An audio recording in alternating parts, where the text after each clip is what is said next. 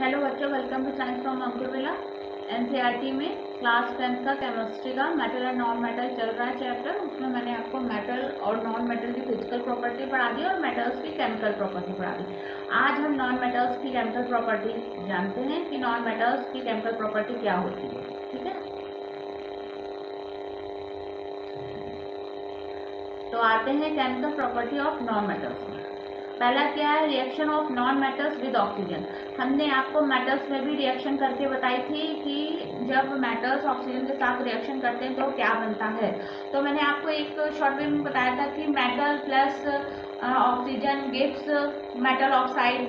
ठीक है, ये बताया था। उसी तरह इसमें भी मैं एक फॉर्मूला दूंगी, उसी के थ्रू आपको आगे जो रिएक्शन है केमिकल रिएक्शन उसको इजी वे में आप कर पाएंगे। ठीक है, तो लिखा है reaction of non metal with oxygen, non metal from respective oxide when reacting with oxygen. ठीक है, अब हम जानते हैं इसकी रिएक्शन जानते हैं। देखिए वहां पे मेटल था, अब मैं इसको आपको कंपेयर करते हुए भी बताती जाती हूँ कि वहां पे नॉन मेटल था तो ऑक्सीजन के साथ रिएक्शन किया तो इसमें क्या बना, नॉन मेटेलिक ऑक्साइड। इसमें क्या बना था, मेटल ऑक्साइड। ठीक है, तो नॉन मेटल कोई भी यहाँ पे नॉन मेटल लिख लेंगे और उसको ऑक्सीजन से रिएक्शन कराएंगे तो नॉन मेटेलिक ऑक्साइड बनेगा। ठीक है,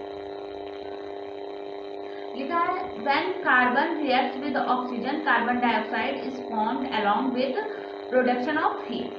ठीक है, जब हम कार्बन को ऑक्सीजन से रिएक्शन कराते हैं तो कार्बन डाइऑक्साइड बनता है। ठीक है, और हीट भी प्रोड्यूस होती है। ठीक है, क्यों?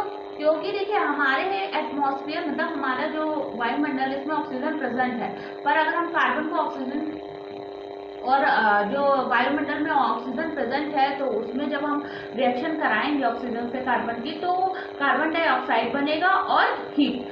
ठीक है, क्यों? क्योंकि जब हम किसी चीज को जलाएंगे तो देखिए आप खुद ही देखिए उसमें कार्बन डाइऑक्साइड जैसे ब्लैक कलर का जो निकलता है धुआं वो कार्बन डाइऑक्साइड होता है। ठीक है, तो क्या हुआ, CO2 प्लस हीट। फिर क्या लिखा है, when carbon is burned in a insufficient supply of air.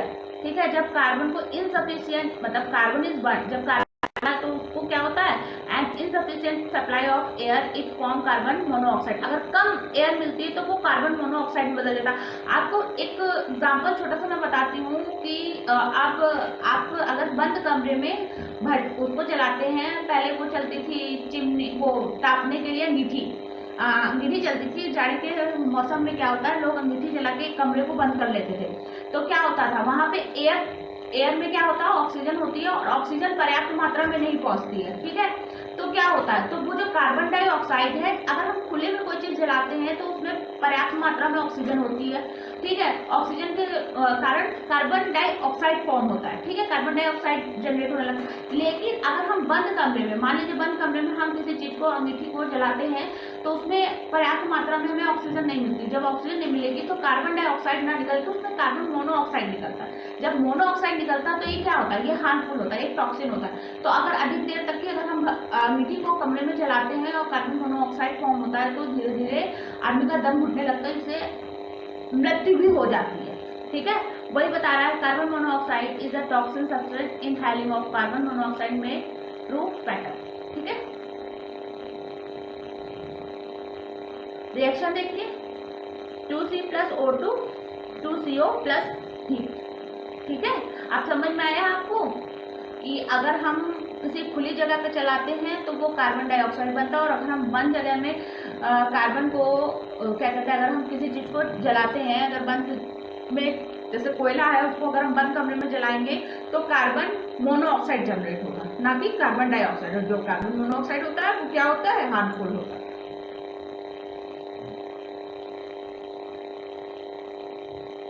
अब क्या है, non metallic oxide. Non metallic oxide are acidic in nature. क्या होता है, एसिडिक होता है नेचर। नॉन मेटेलिक क्या होते हैं, नेचर में एसिडिक होता है। इससे पहले मैंने आपको एसिड और बेस चैप्टर पढ़ाया, उसमें बताया था कि अगर एक वो आपको बताया थी, एक स्केल बताई थी, उसमें बताया था कि ये बीच में 7 है और 0 to 14 होती है ये जो pH स्केल होती है। ठीक है, ये 14 है, ये 0 होती है। जो इस साइड में होता है 7 से जो नीचे होता है वो एसिडिक नेचर में होता है और जो ज्यादा होता है वो बेसिक नेचर में होता है। तो ये क्या होगा नेचर में, क्या होगा, acidic in nature. The solution of non metal oxide turns blue litmus red. अगर मतलब एसिडिक होता है नेचर में तो लिटमस पेपर को क्या करता है, वो रेड कर देता है। मैंने पढ़ाया है आपको, carbon dioxide gives carbonic acid when dissolve in water. ठीक है, कार्बन डाइऑक्साइड कार्बोनिक एसिड देता है लेकिन जब वो वाटर में डिसॉल्व होता है। रिएक्शन के थ्रू समझेंगे।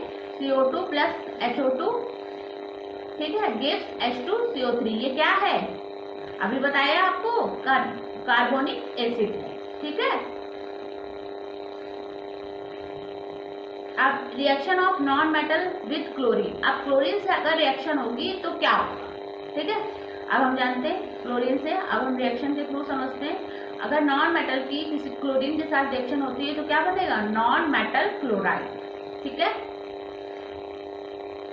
Hydrogen gives hydrogen chloride and phosphorus gives phosphorus trichloride. ठीक है, हाइड्रोजन से अगर रिएक्शन कराएंगे तो हाइड्रोजन क्लोराइड बनेगा HCl, और फॉस्फोरस से कराएंगे तो क्या बनेगा, phosphorus trichloride. When reacting with chlorine, chlorine से अगर रिएक्शन करेगा। ठीक है, अब यहाँ पे कोई नॉन मेटल अगर हम ले लेते हैं, उसकी हम क्लोरीन से रिएक्शन कराते हैं तो नॉन मेटल क्लोराइड बनता है। ठीक है, अब हम रिएक्शन के थ्रू समझते हैं।